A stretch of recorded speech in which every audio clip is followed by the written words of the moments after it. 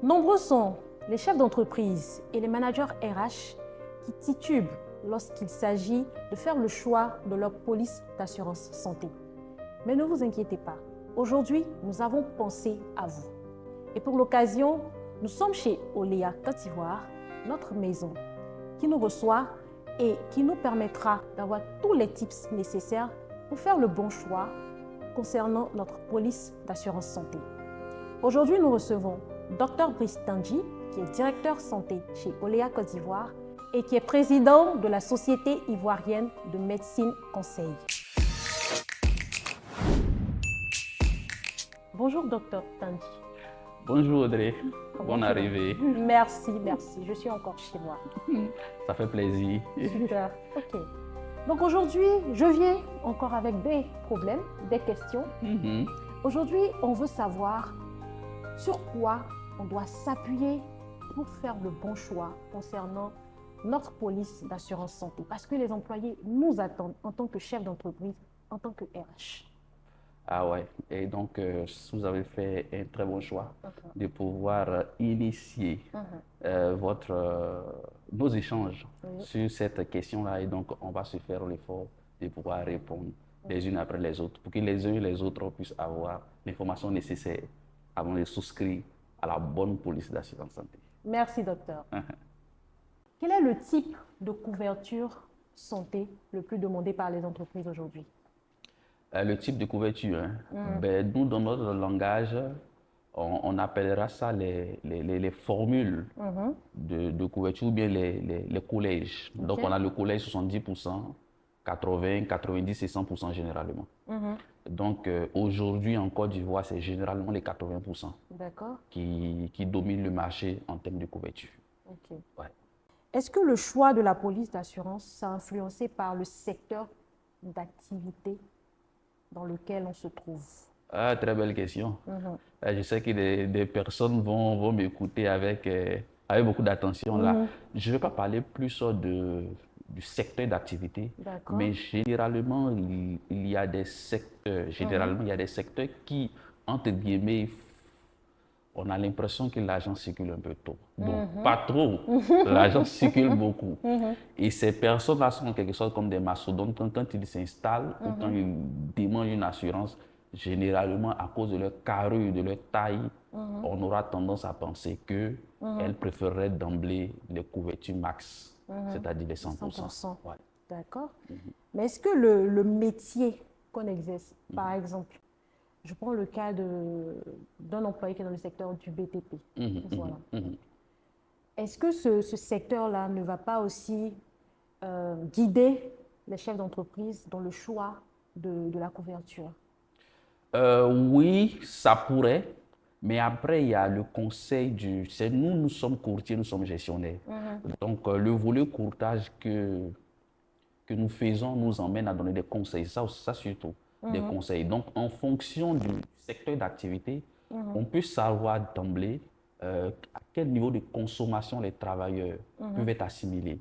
Parce qu'on sait que sur le territoire, ils ont des concurrents, ils ont d'autres secteurs d'activité qui sont similaires. Donc, on essaie d'apprécier et ça nous permet de pouvoir dire, ben, écoutez, si vous partez sur du 80%, vous n'avez pas à vous en faire avec votre taille, avec ceci, avec cela. Ou bien si vous partez sur du 90%. En général, ce n'est pas influencé par le secteur d'activité. C'est plus par la politique de l'entreprise. C'est un volet social de l'entreprise. Donc, on veut couvrir nos travailleurs sur du 100%. Sur du 80. Donc, c'est la politique plus de l'entreprise, mais qui est adossée sur le conseil du courtier que nous sommes. D'accord. Donc, on ne se base pas, par exemple, sur le secteur d'activité en se disant « Ah, parce que je suis dans les mines et qu'il y a plus d'exposition à des risques, donc je dois aller sur du 100%, ou parce que je suis dans le secteur commercial où il n'y a pas trop de risques, on va aller sur du 80%. » C'est pas comme ça qu'on doit Non, raisonner. on dirait pas comme ça. OK. On ne dirait pas comme ça. Mais par contre, on peut s'appuyer là-dessus pour pouvoir donner des conseils surtout. Alors, parmi les soins les plus urgents à garantir pour les employés, quels sont ceux qui sont souvent négligés par les employeurs dans le choix de leur police d'assurance? Ceux qui sont négligés par les employeurs. Vous me demandez d'aller contre les employeurs. Pas du tout. C'est avec qui je travaille. Non, mais pour vous dire en toute honnêteté, en Côte d'Ivoire, les employés sont quand même des personnes qui se soucient de la santé de leurs travailleurs. généralement les polices d'assurance dans lesquelles ces employeurs souscrivent, c'est un package dans lequel il y a le paquet minimum de tout ce qui est urgence. Donc, quand vous allez aller à l'hôpital aux urgences, vous allez bénéficier d'une hospitalisation, vous allez prendre des lunettes parce que vous ne voyez pas bien. Donc, tout ce paquet-là fait partie de la couverture généralement que nous offrons pour les employeurs. Et je n'en vois pas certains dire baron ceci, non, mon travail n'a pas besoin de cela, généralement pas. À la limite, c'est ce qui concerne les vitamines, les vaccins, c'est quelques spécificités qui pourraient différencier un contrat d'un autre. Mais sinon, en général, le contenu est presque le même. Les différences se situent surtout au niveau des plafonds. Je peux être assuré à 80%, avoir les mêmes garanties que quelqu'un d'autre qui est assuré à 80%, à la différence que mes plafonds sont différents des siens. Donc, ma chambre, j'ai droit à une chambre d'hospitalisation de 100 000. Donc, je peux me retrouver dans un centre de santé haut level, comme entrée de gamme. Et l'autre qui a droit à une chambre d'hospitalisation de 25 000 serait obligé, par contre, de se retrouver dans un centre de santé d'entrée de gamme, moyen de gamme. Donc, c'est aussi ça les différences. Et quand on propose des contrats d'assurance, des barèmes de garantie, c'est l'élément le plus important dans l'assurance santé, c'est mon barème de garantie. Et on peut l'expliquer aux travailleurs ou aux clients. Voici ce à quoi vous avez droit, voici ce à quoi vous n'avez pas droit, voici vos plafonds en maternité, ainsi de suite. Quand le barème de garantie il est bien expliqué aux clients, il n'y a pas de souci après. Par contre, quand il n'est pas bien expliqué, des uns et des autres viendront pour dire non, vous ne m'aviez pas dit ça, pourquoi je n'ai pas droit à ceci et tout. Donc on explique, on prend. Il faut être transparent. On nous a trop taxé d'être des personnes, entre guillemets, qui agissent dans l'opacité. Nous, on dit qu'il faut être transparent. À Oléa, en tout cas, nous sommes assez transparents. Donc, nous expliquons clairement les choses aux clients, quitte à lui de choisir de l'entrée, du moyen ou du haut de gamme. D'accord. Il y a une difficulté que nous rencontrons particulièrement, c'est lorsque l'employé va à l'extérieur pour une mission. Souvent, il arrive que la police d'assurance ne le couvre pas directement dans le pays dans lequel il va exercer la mission. Comment ça se passe avec Oléa? Déjà, il faut préciser qu'il y a une territorialité. D'accord. Quand on souscrit à une assurance santé, vous pouvez être couvert à 80% Côte d'Ivoire, comme 90% Afrique, ou comme 80% monde entier. Ben, si vous êtes couvert à monde entier, que vous vous retrouvez en France et que vous avez besoin de soins, ben, votre assurance vous couvre là-bas. Même si vous n'avez pas bénéficié du tiers payant, donnez votre carte pour que vous payiez juste votre ticket modérateur, mais tous les frais que vous allez générer seront remboursés dès que vous serez de retour en Côte d'Ivoire. Par contre, Oléa est en train de développer un produit et aujourd'hui, vous pourrez bénéficier du tiers payant en Afrique. Donc, avec votre carte d'assurance Côte d'Ivoire, vous retrouvez au Gabon, vous bénéficiez du tiers payant. Si vous êtes assuré à 100%, vous payez que dalle.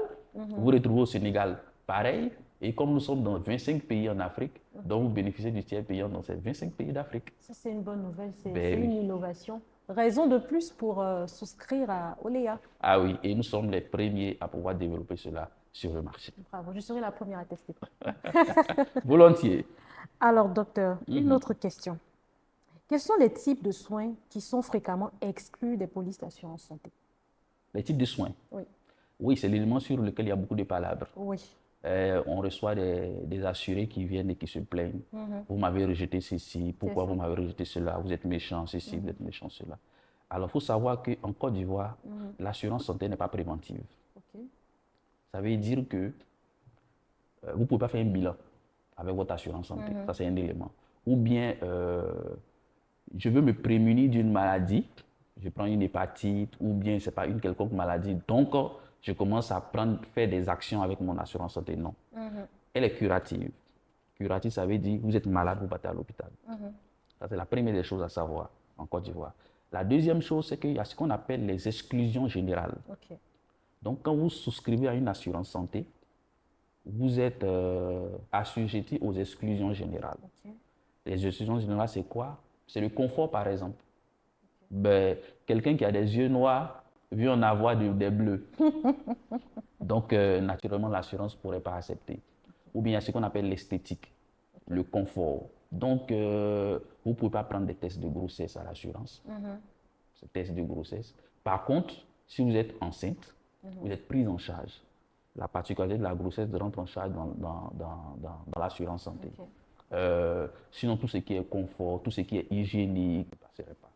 Et quand on refuse cela, des gens se disent que non, mais je suis assuré à 100%. Pourquoi on me refuse une pommade? Non, ça, c'est la chanson la des couverture employés. à 100% ne vous donne pas d'office droit à tout. tous les souhaits. À tout, non.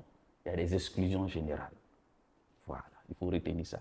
Pour aller un peu plus loin, pas pour embêter les uns et les autres, il y a la possibilité de racheter des exclusions ou bien même spécifiques.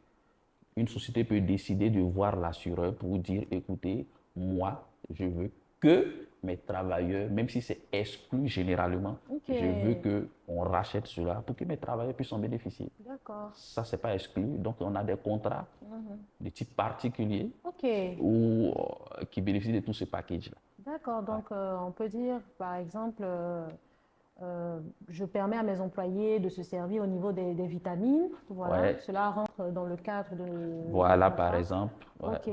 Je permets à mes travailleurs de bénéficier de l'esthétique, de permettre à mes travailleurs de bénéficier du confort. D'accord. Donc, il y a beaucoup d'autres choses qui peuvent rentrer et puis voilà quoi. Donc, c'est possible. C'est bon c'est pas savoir. Impossible.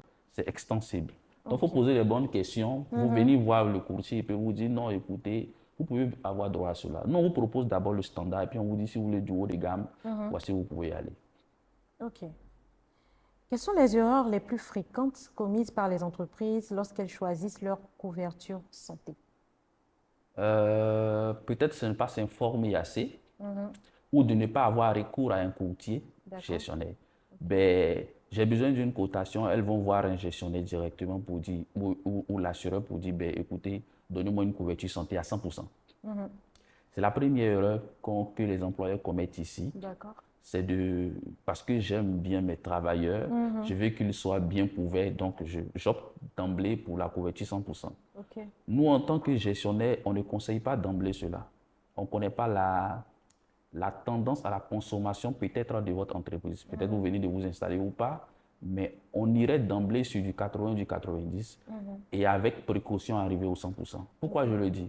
Parce que quand quelqu'un est couvert à 100%, il a une tendance naturelle à la surconsommation. J'ai un mal de tête.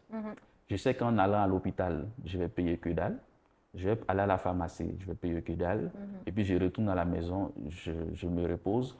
Donc il va y aller juste parce qu'il a un petit bobo, il a un mal de tête et tout. Une consultation, on sait combien coûte une consultation, c'est 17 500, c'est 15 000 francs ici et autres. Et avec les médicaments qui suivent. Alors que s'il n'était pas couvert par une assurance à 100%, il serait freiné par le ticket modérateur. C'est ça. Donc, juste parce qu'il a mal à la tête, il aurait pu se reposer un peu, ou bien arrêter le boulot plus tôt, ou bien juste prendre 2 comprimés de paracétamol. C'est ça. Mais comme j'ai 100%, ben voilà, ça ouvre les valves. Donc, peut-être c'est un peu ça qui... Donc, aux employeurs, c'est de faire un peu attention avant de choisir la formule à 100%. Ça m'emmène à poser une question. Est-ce qu'il y a des cliniques, il y a des centres de santé qui facturent des montants plus élevés que d'autres? Ben, vous allez diffuser la vidéo. Donc ça, c'est une cuisine interne. Pour dire les choses honnêtement, en Côte d'Ivoire, l'Association des cliniques privées de Côte d'Ivoire et le ministère de la Santé, avec l'assurance, se sont mis ensemble pour établir ce qu'on appelle le barème, des tarifs planchers. Donc, que vous soyez dans une clinique de haut de gamme, d'entrée ou de moyen de gamme, la consultation est la même. En tout cas, il y a un tarif au-delà duquel vous ne devriez pas aller. C'est vrai qu'en Côte d'Ivoire, il y a certains, et là c'est des cas isolés, de centres qui arrivent à faire des factures au-delà du tarif ACPCI, mais en Côte d'Ivoire, les tarifs sont homologués. Donc, vous n'avez pas à vous en faire pour ça. Donc, c'est bon à savoir. C'est bon à savoir, oui. D'accord. Alors, le plus souvent, les employés de l'intérieur du pays se plaignent de ne pas avoir de clinique agréée par l'assurance. Ils se plaignent d'être délaissés. Et c'est ceux-là vraiment qui nous posent énormément de problèmes en entreprise. Qu'est-ce qui pose ce problème et comment les assureurs essaient de résoudre ce problème? Pour cette question, je pense que je ne suis pas fait de la politique, mais après, quand on fait la cartographie des centres en Côte d'Ivoire, je pense, ainsi, je ne m'abuse, que les 70% des centres de santé sont concentrés à Abidjan, et peut-être même plus. Et donc, il y a une certaine macrocéphalie à Abidjan.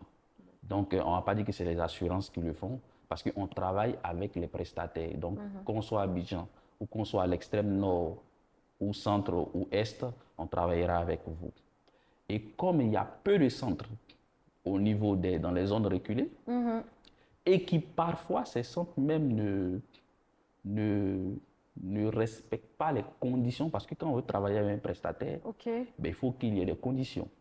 Des conditions d'hygiène, il y ait l'Internet, il y ait un document qui atteste qu'il travaille avec le ministère de la Santé, qu'il est agréé et tout. Et il y a certains qui, comme elles sont reculées, n'ont pas tous ces...